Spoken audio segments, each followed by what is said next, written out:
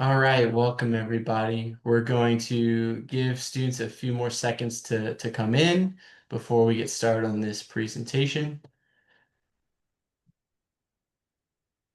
Just a few more seconds here.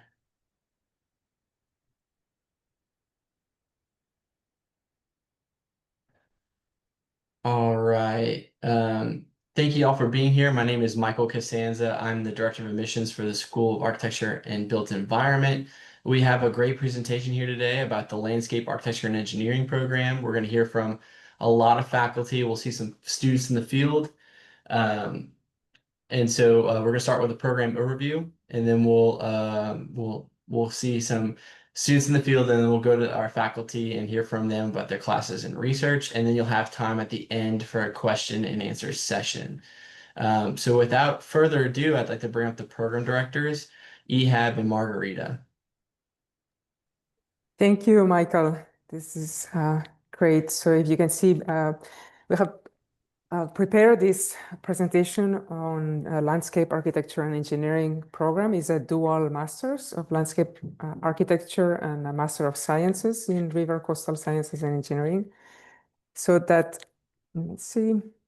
I am Margarita Jouvet, co-director along with Ihab Meselje of this dual joint program that is designed across the School of Architecture and the Built Environment and the School of Sciences and Engineering, specifically with two departments within the School of Sciences and Engineering, Ecology and Evolutionary Biology, and Keith is going to talk a little bit about that, as well as Ihab Meselje, Director of the River Coastal Sciences and Engineering.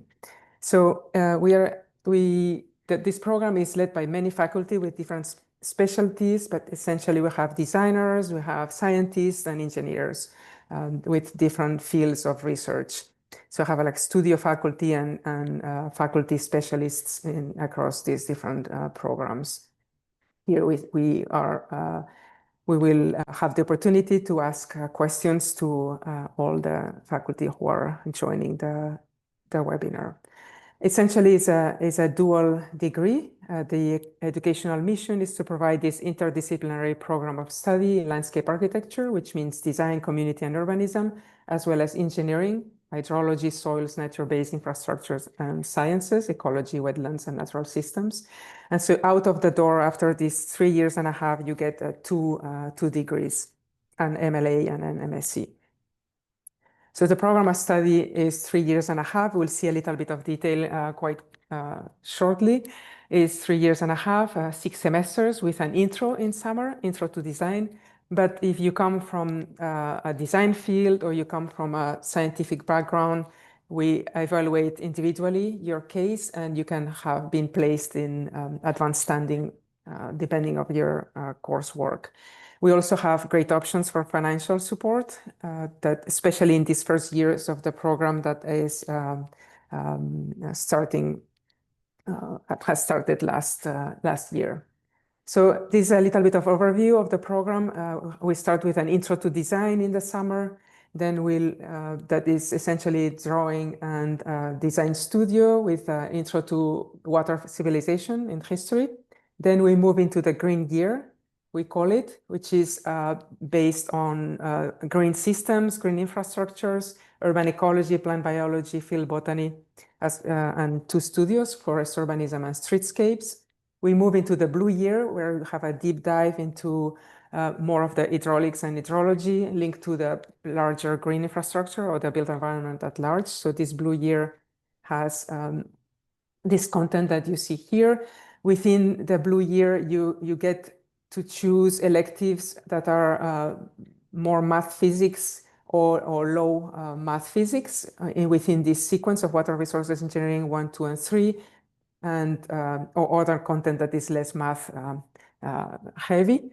But in any case, whatever you choose, we have the pedagogy to support your success because we count on students that enter from any background. You can come from history, from anthropology, or from any background to have these 3 years and a half and get this MLA, MSE at the end. So after the green year and the blue year, we have the research year, where students start to have their own interest and tailor with specific faculty tailor their research theme, and in the first semester they frame the questions that they will get developed in their thesis in the second semester of the third year. And in general, the master's has heavily based on studio experience, which is this space of design iteration.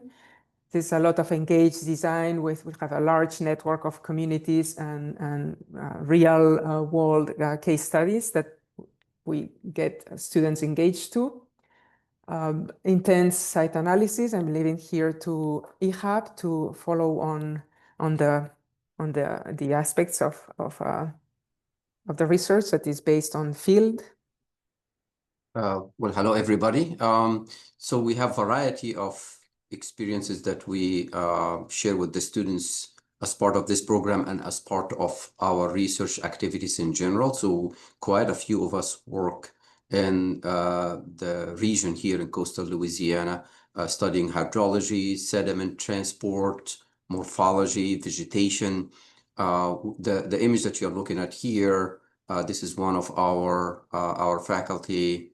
Blaine is operating a drone that actually does LiDAR surveys. So we do these LiDAR surveys to support our research, to look at vegetation cover, to look at elevations. We collect elevation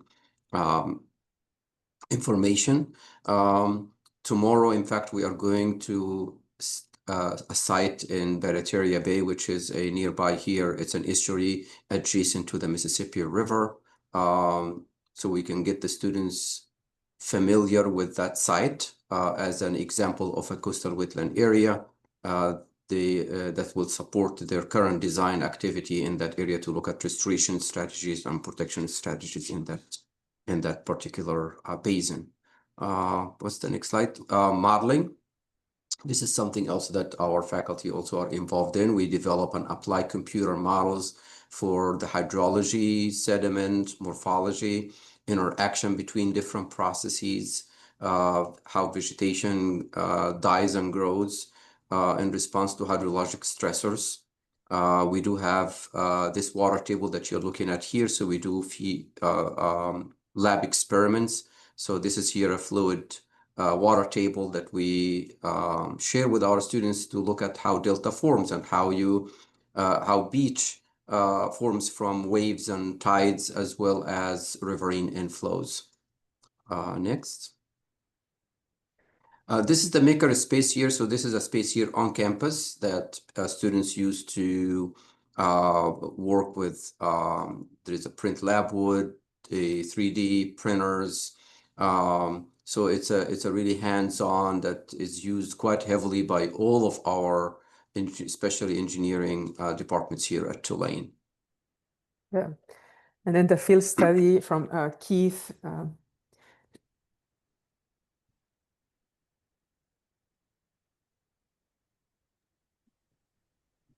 Yeah, hello, everybody. I'm Keith Clay. I'm the chairman of the Department of Ecology and Evolutionary Biology. And we're the one department at Tulane that focuses on all of the other organisms besides animals, although there's a strong focus on animals, plants, fungi, bacteria. We're interested in ecology, the natural world, the environments in nature that are interfacing with developed landscapes as well as more urban areas. So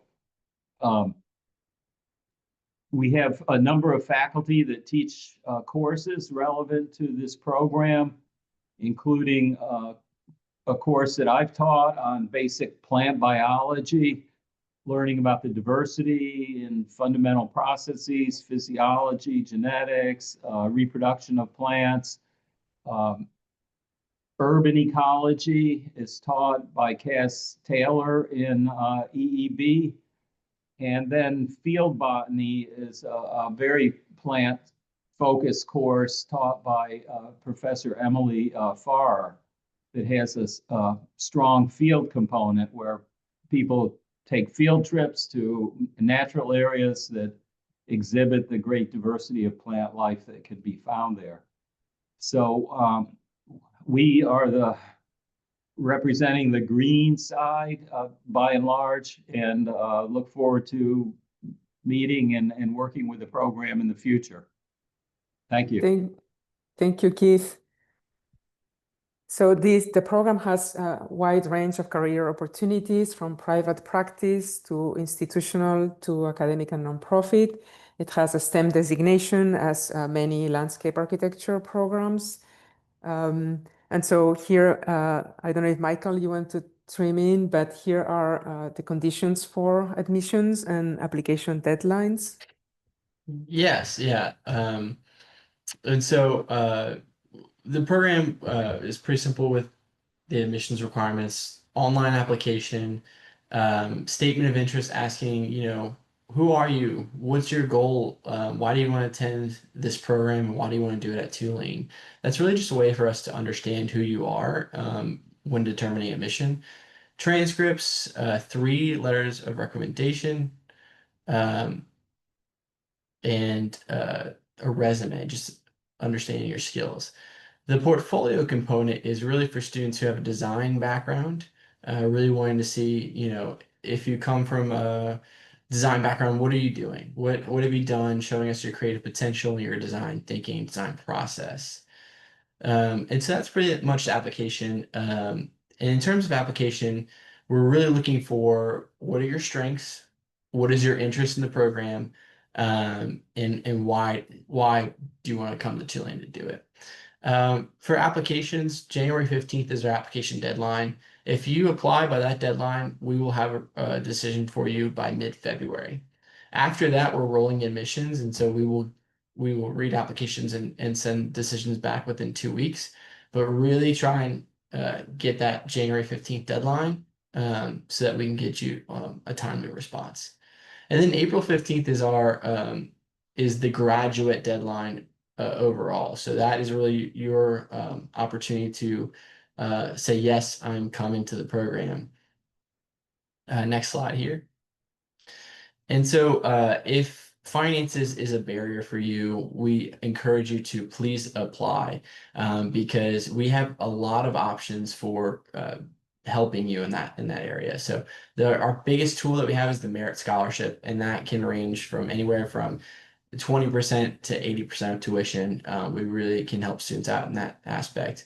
The School of Architecture gives the Boudreaux Scholarship, which is really for students who are, your goal is to increase diversity in the industry, whether that is a project, increasing opportunities for students, for other people. And so that those 2 opportunities right there, just by submitting the application, you're automatically reviewed for those scholarships. And then we have other things like assistantships, teaching assistantships, research assistantships, federal aid through the FAFSA, and payment plan options. So if finances is your barrier, we encourage you to apply and come talk to us. Yeah, and Yeah. so Go ahead. I think I'll kick it over to Wes, who is one of our faculty members who's in the field right now with some students. Perfect. So Wes, go ahead and take it away. Thank you. And Margaret, Hello, you want to stop sharing? everyone. Let's see. Hey, hi, I'm Wes Michaels. I'm an associate professor of landscape architecture in the program. We are joining you from our field trip. We're looking at the Mississippi River right now.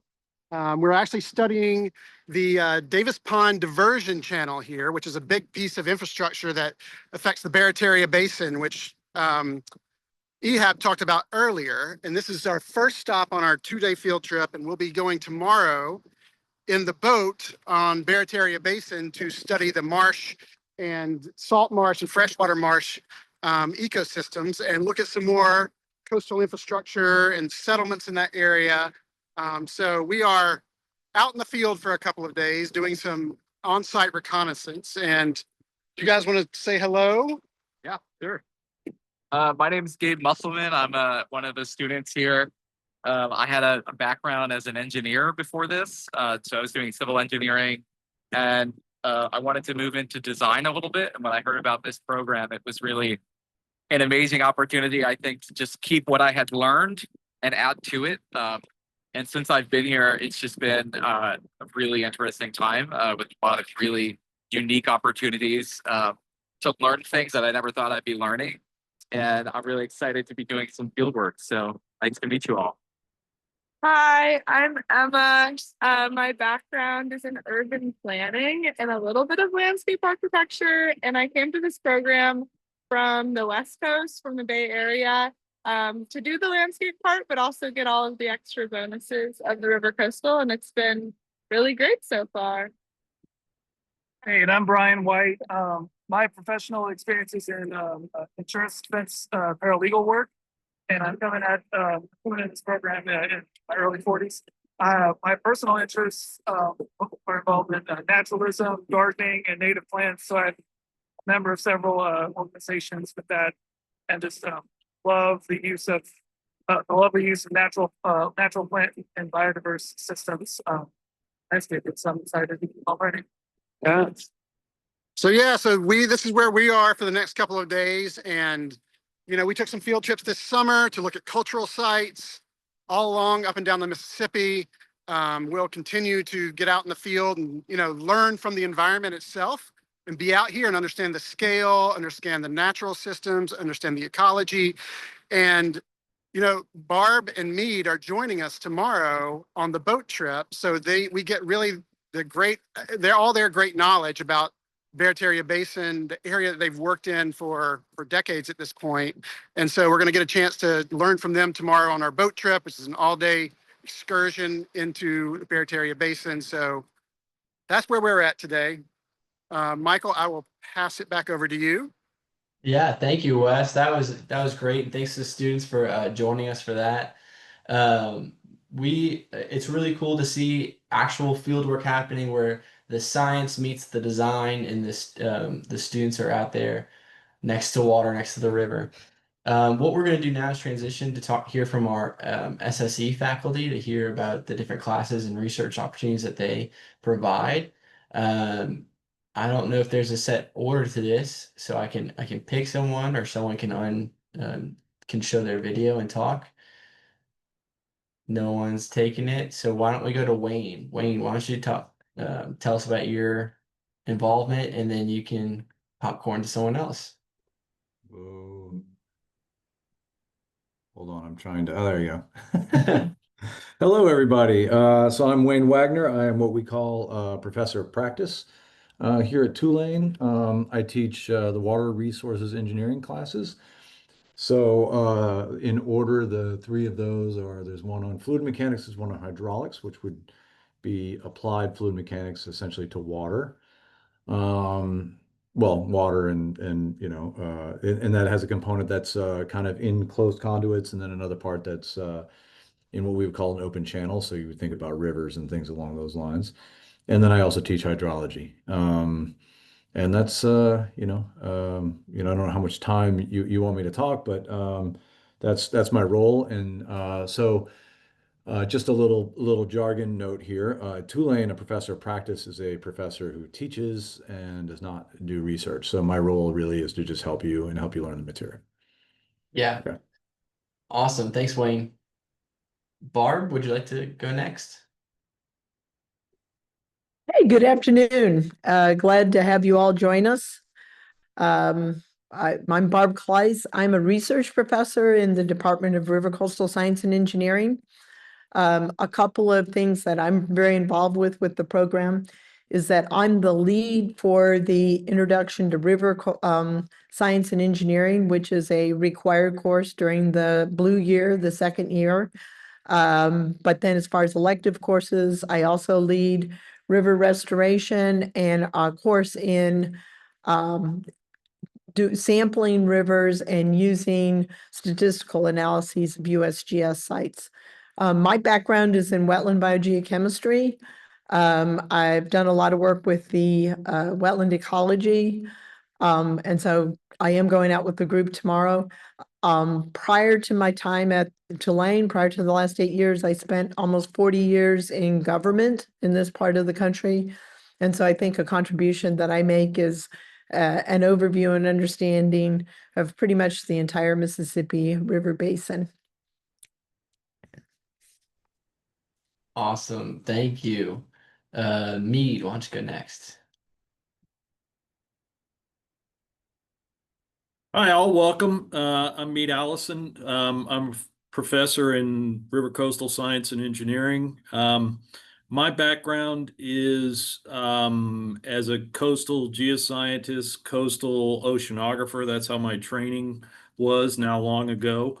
I have, over the years, done a lot of research in the world's deltas. My interest is really in the flow of water and sediment through coastal systems, and I've worked in everything from wetlands to estuaries to the continental shelf, but mainly focused around large rivers. You'll see me on the instructional side in the blue year, as Barb is the lead of the Intro to River classes. I'm the lead of the Intro to Coastal class, although both of us participate in the other classes. One of the unique things about our CSE classes is that we're so interdisciplinary. We teach a lot of multi-instructor classes where we'll join in for a few weeks. And we're also involved in the design studios like the one Wes is teaching this semester, which has the students in the field. So you'll see us in a number of different classes and bits and pieces. In terms of electives, like Barb said, I teach a class called Coastal Marine Geology that you might, for instance, take. So you have a chance to interact with folks like me probably throughout the program, and I look forward to it. Thank you. Thank you. Sonke?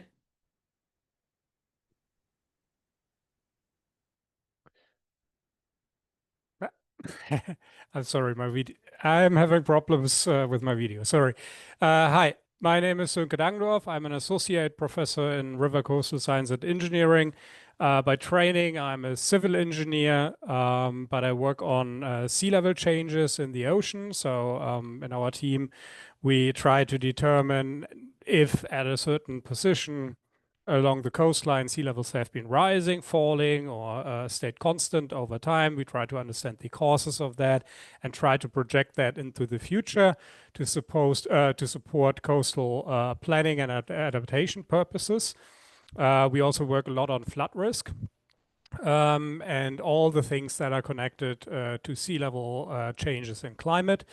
In terms of teaching, I teach a variety of classes that have to do with sea level changes. I have a pure sea level change class, but I also have modules that deal with coastal sea levels and components of it. For instance, in the Intro to Coastal class. I also teach data analysis classes that might be of interest for some people who are more interested in this kind of stuff. Yeah, and I hope to see some of you in the next round. Nice to meet you all. Awesome. Thank you. And last, Matthew.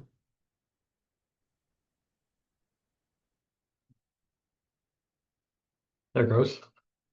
Hi, everyone. I am Matt Sapika. I am a assistant professor in the same department, and primarily I work somewhere between rivers and river deltas. I'm also an engineer from training, but a lot of research relates more to geoscience, somewhere between geoscience and engineering. So a lot of my work is focused on understanding how these systems evolve over time, which could be a quote engineering timescale, which is sort of a 5-10 year window, or a much longer timescale related to geology. And that kind of leads towards some type of nature-based solution that can be how can we interact with nature to develop ways to coexist with it. And I teach a few classes related to water flows of hydraulics and sediment transport and river evolution, things like that. Thank you. Thank you.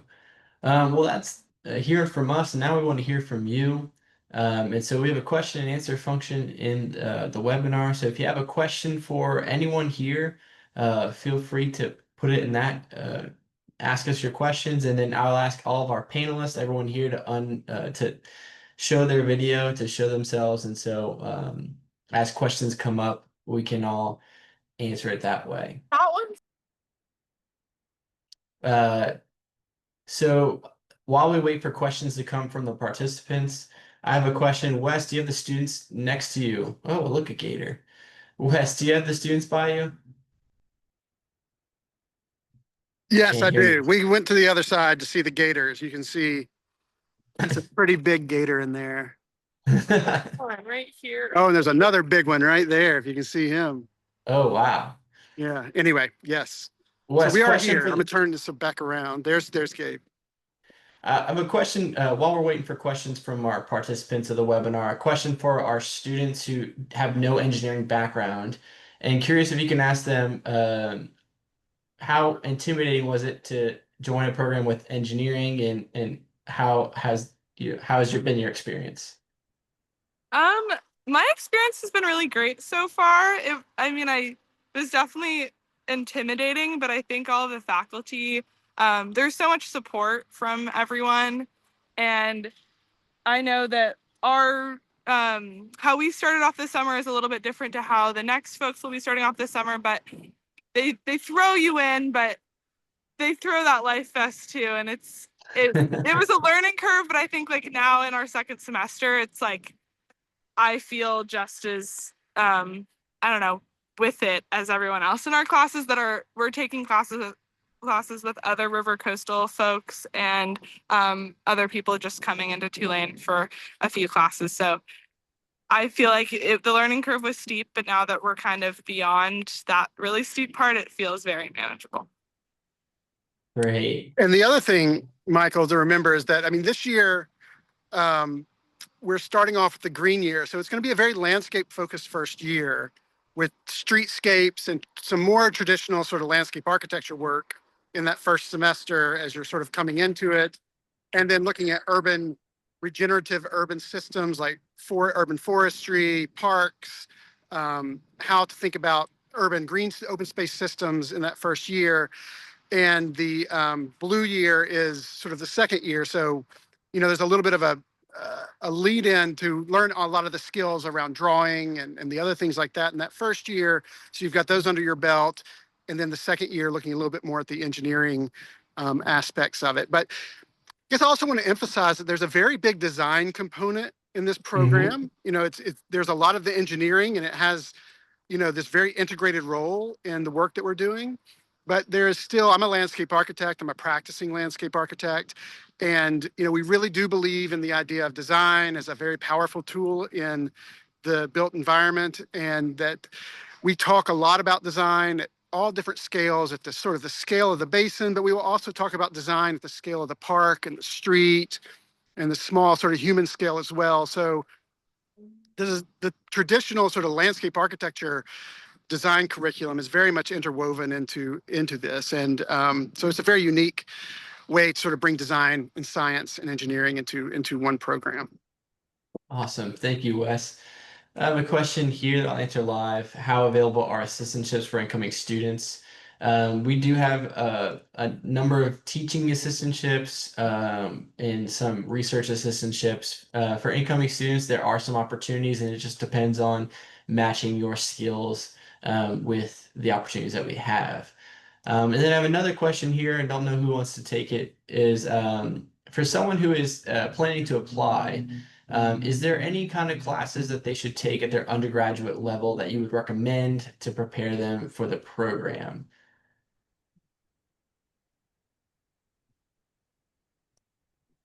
I mean, Anyone I'm happy to chime in on that. I mean, I think it depends on maybe where you feel like your strengths and weaknesses are.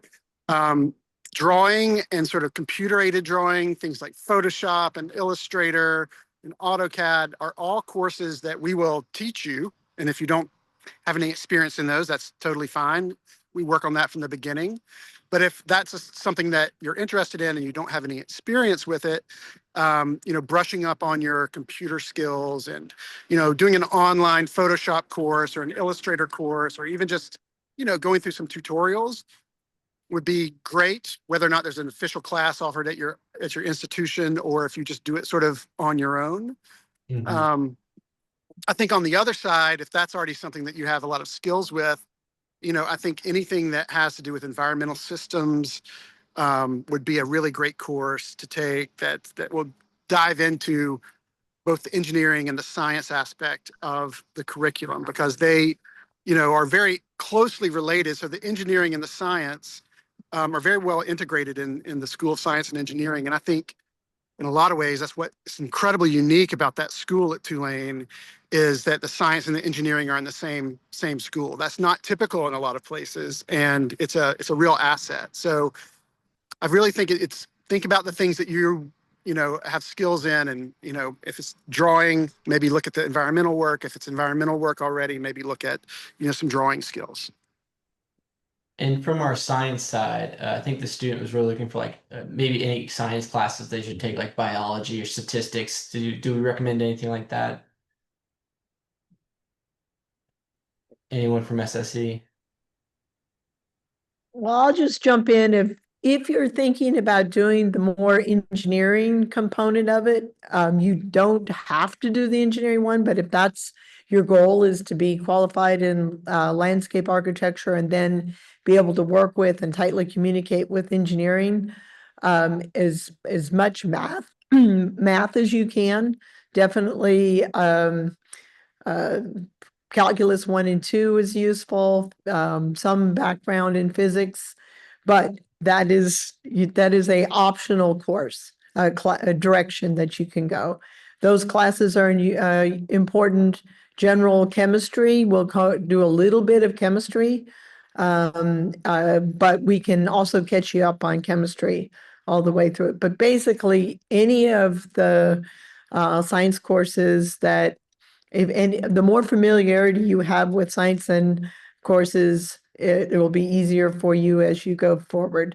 That doesn't preclude your participation, but it does make it easier. Can I add Those something, two- Michael? Oh, go ahead.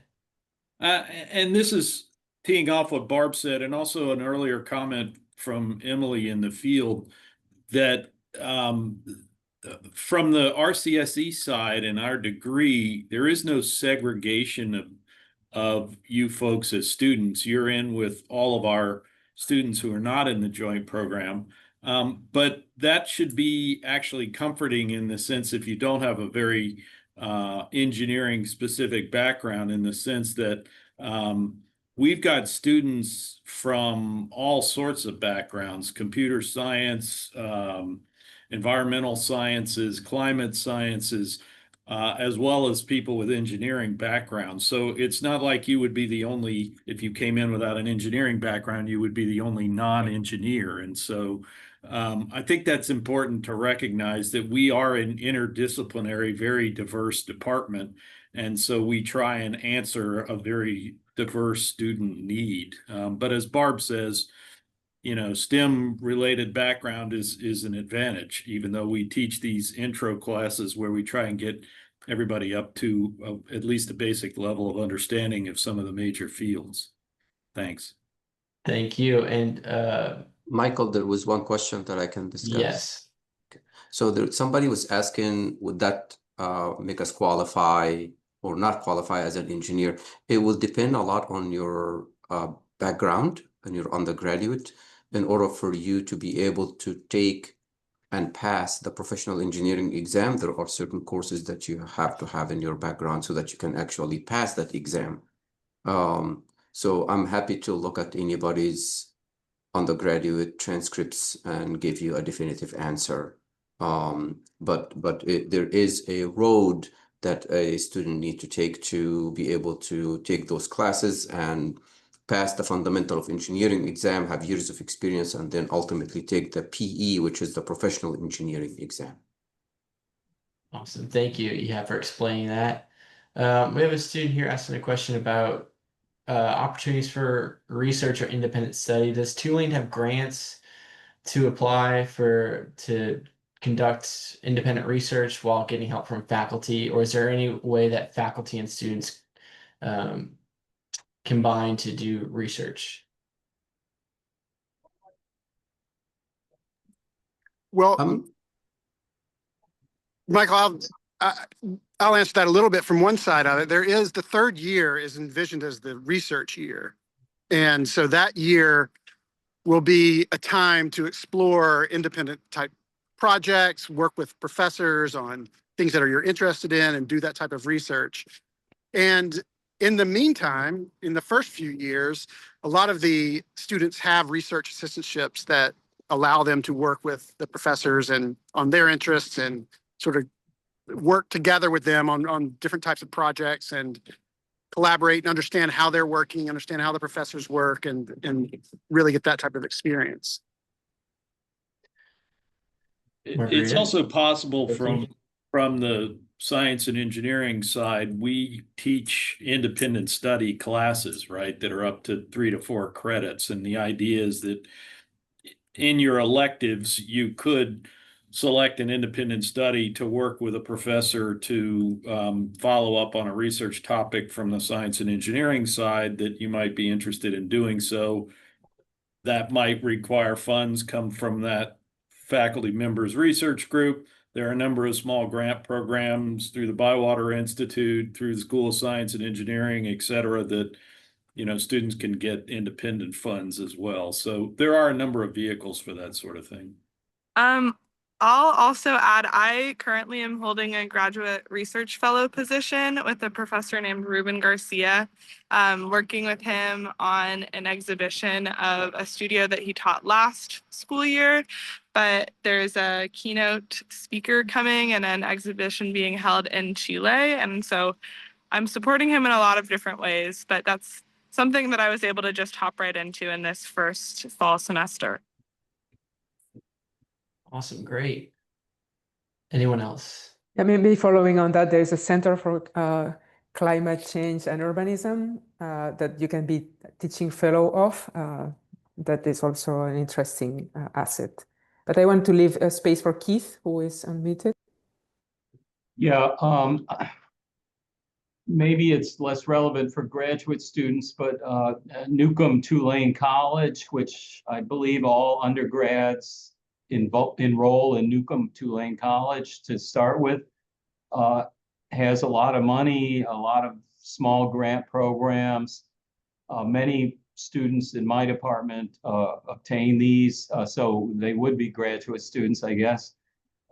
Many people work in Latin America, Central Latin America, and there's a Stone Center on campus, which provides funds for international travel and international research. There are, as Mead emphasized, there are many smaller pots of money available through a great diversity of sources. So if somebody's motivated and interested, money in the terms of a few $1,000s can be had relatively easily.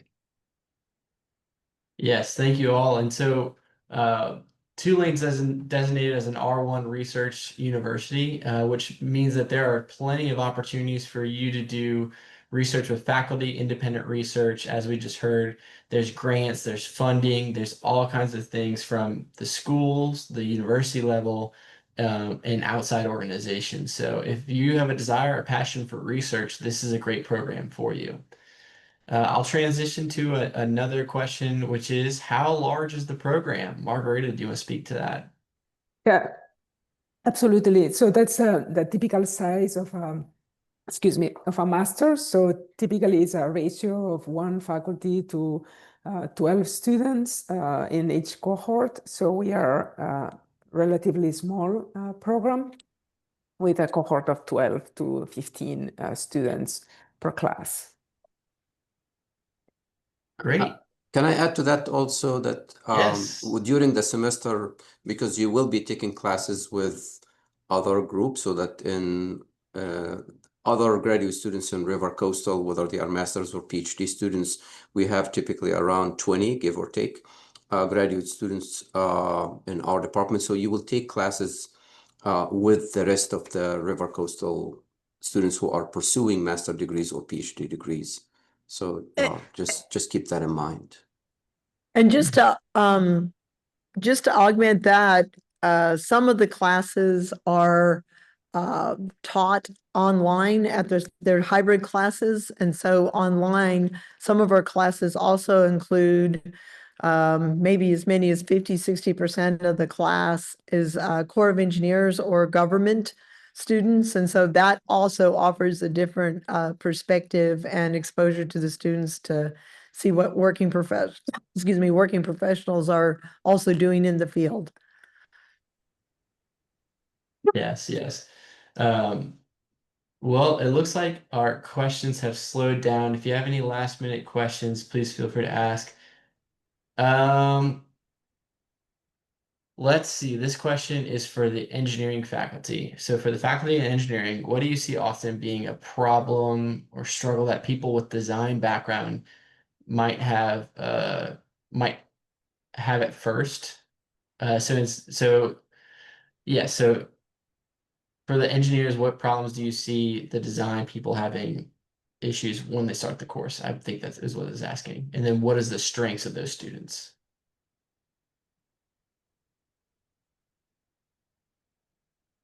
Did that make sense, or should I answer it again?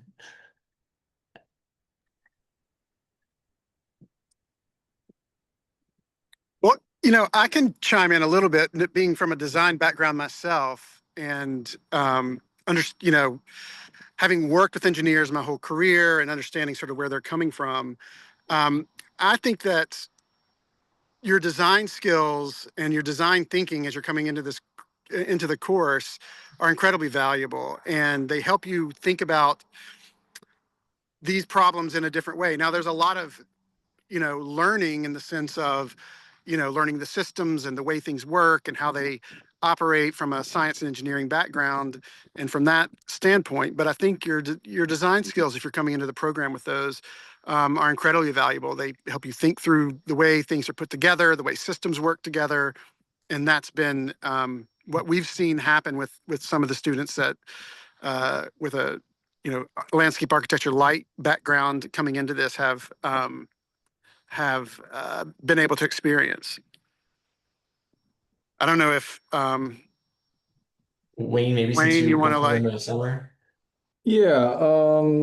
So yeah, and I mean really the person Emma was pushing on this a little bit.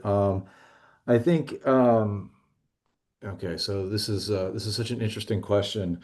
Well, because the cohort is relatively small, so to sort of try to make generalizations is pretty tough. But certainly my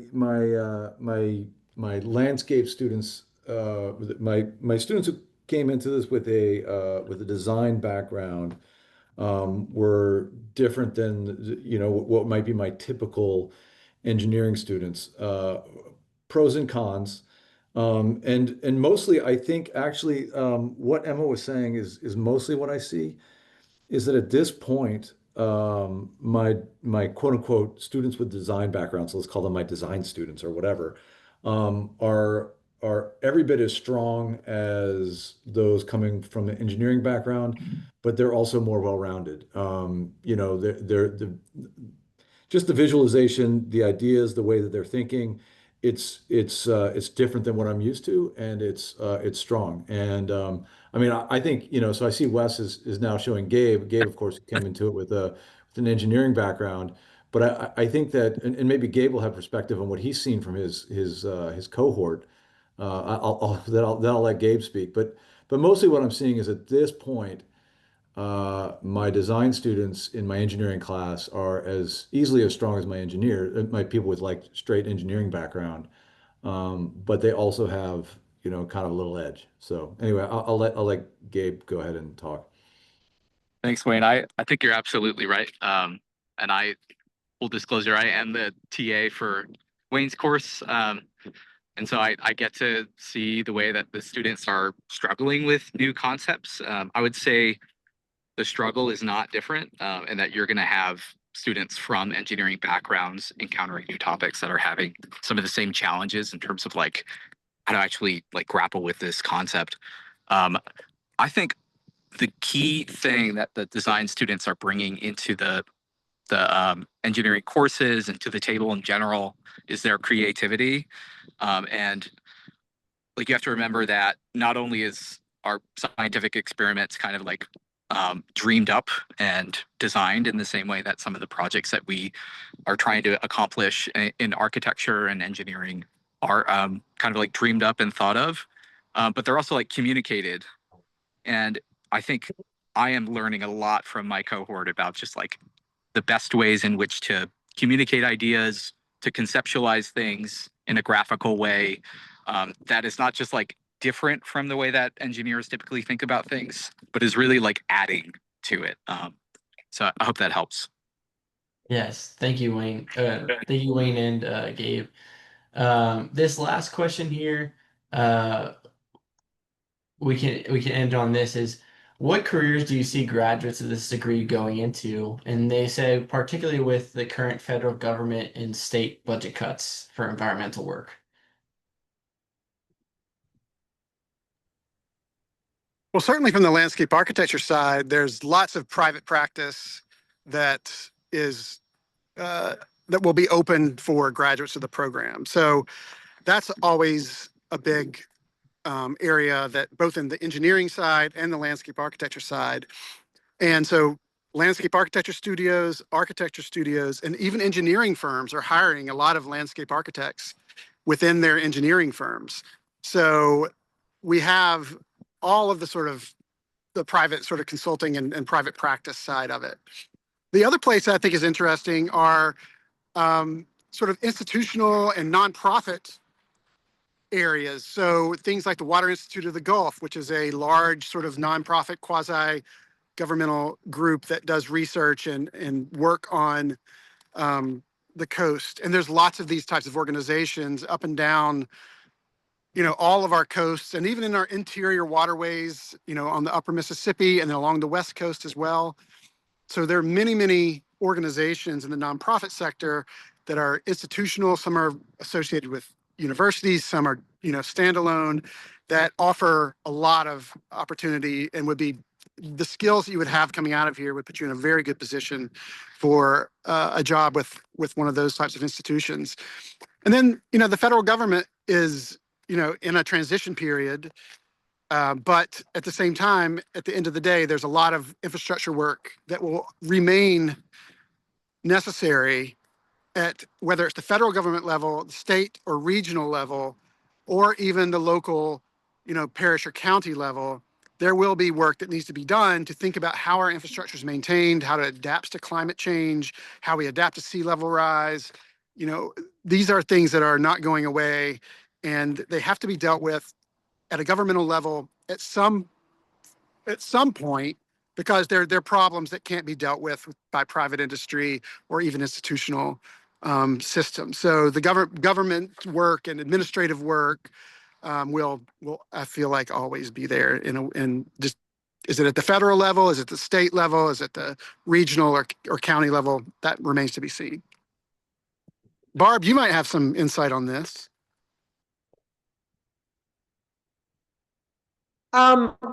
Feel like that you are correct that the work is not going to go away, but it may be delayed. And maybe preparing for it during the next 3 years, that's a good time to be out of the job market.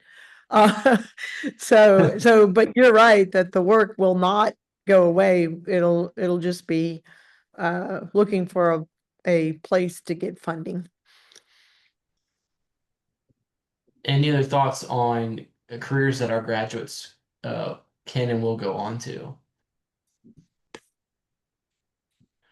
I Well, guess just one interesting point is that this is another case where we actually have a landscape architect from the Engineering with Nature program from the core in the program. So you would have a chance to interface with a fellow student that is currently doing this kind of work. So it's just another opportunity for you. yes, and I'll say too, this is a unique program. Never before had another university, and so there is going to be unique professional opportunities for our graduates that we probably don't see currently in the industry. And so this is an opportunity to combine two disciplines that formerly haven't been combined. And so we're really excited about the prospect our graduates have when they get into the job market. And with that question, I want to say thank you to all of our participants today, all the panelists in the webinar, and thank you for coming and joining us today. If you have interest in this program, you have more questions for us, I'll be sending you an email after this event with more information on admissions and contact information. And if you want to get in touch with any of our panelists today, please send me an email. I'll be happy to connect you with faculty or our current students. But I want to thank you all for coming today and have a great rest of the day. Thank you all. Thank you so much.